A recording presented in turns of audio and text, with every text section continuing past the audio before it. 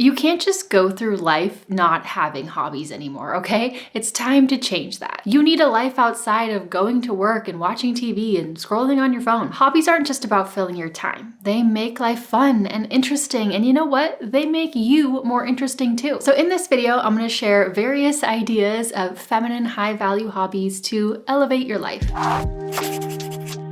Hey friend, welcome back. If you're new here, my name's Jillz and I help women step into their power, tap into their divine feminine, and become their best self, live their dream life. So if that's something you want to do, you should subscribe and stick around. And in case you want more from me besides just my YouTube videos, you can also check out my deep dive feminine energy course or any of my other digital products like my Notion templates. They are all linked down below. So hobbies are an essential part of living a fulfilling life. They're a way we can romanticize our life, add in that magic, and break free from monotony. Like if your every single day is wake up, eat, go to work, come home, eat, watch TV, go to bed. If that is your life every single day, it is time for a change. You cannot keep living life that way. But here's something important though. A high value hobby isn't just about looking cool or impressing other people. It's about finding something that truly brings you joy. A high value woman does not pick hobbies based off of what she thinks is gonna look cool on Instagram or what she thinks will look impressive when she goes on a date. She honors her own interests. She leans into what excites her and actually owns what she is passionate about. And that is what makes her truly interesting.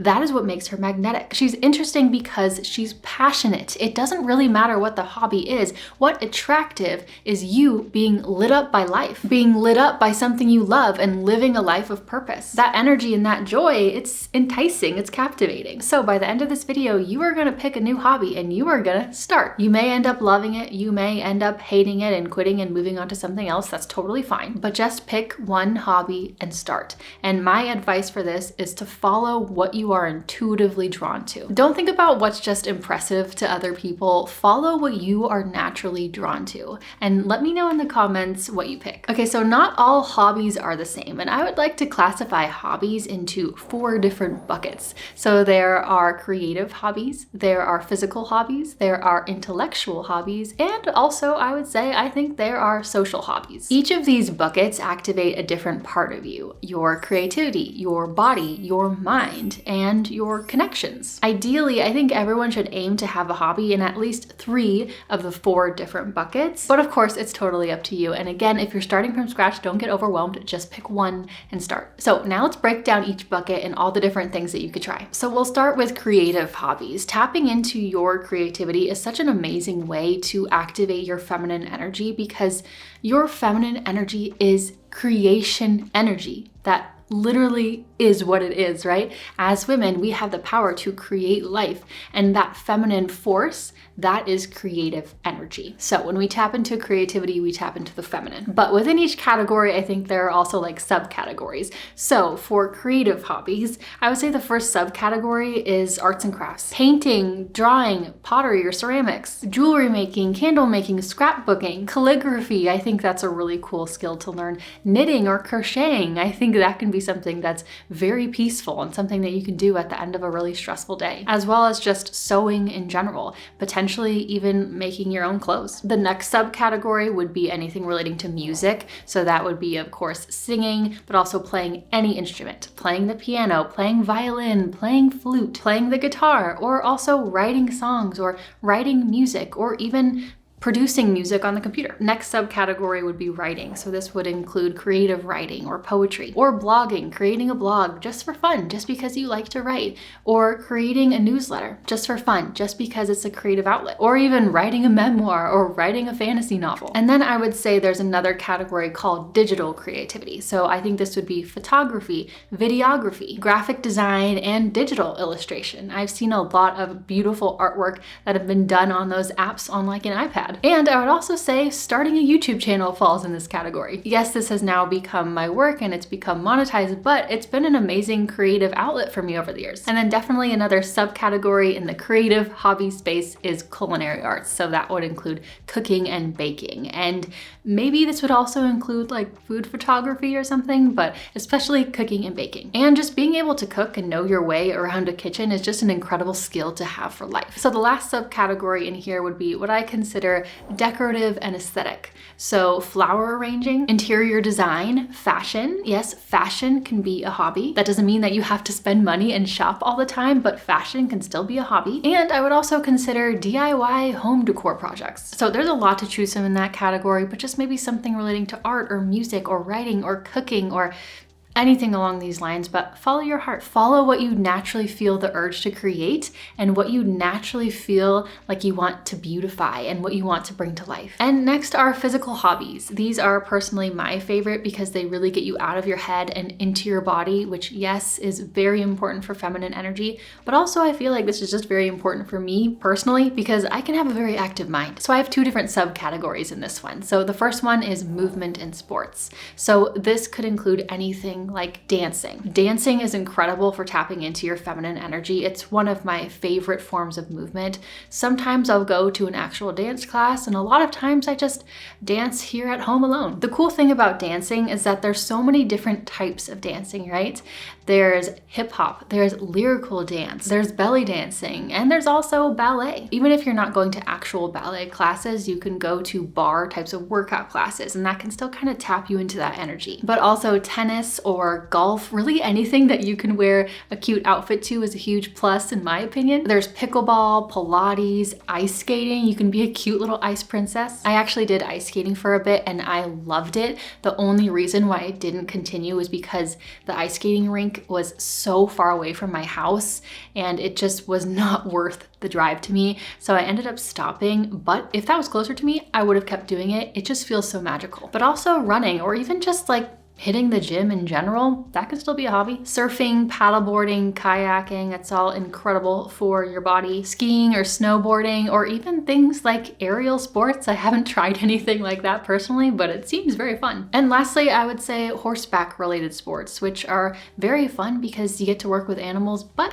I will say they are a bit more expensive. But then the other subcategory I would say is adventure and outdoor. And I would also include horseback riding in this one, but from a different perspective. You can do horseback riding as a sport where you are like learning to jump over things and taking it more seriously, but then you can also do horseback riding from a very calm, leisurely perspective, right? You can just ride a horse slowly through nature and not really have to direct it as much. I would say that that's less of a sport and more of just like a nice outdoor activity. But then another wonderful outdoor hobby is gardening as well as hiking, or even just walking, just walking on nice asphalt paths. It doesn't have to be through, the mud and everything. It could just be going on nice walks outside. I do think that when you have like a good physical hobby that you really love and you really enjoy, another plus to that is that it can also help you stay healthy and stay in shape. Now, the third category of hobbies are intellectual hobbies, so great for stimulating the mind. Now, I would consider there are three different subcategories in the intellectual hobby category. So there is learning,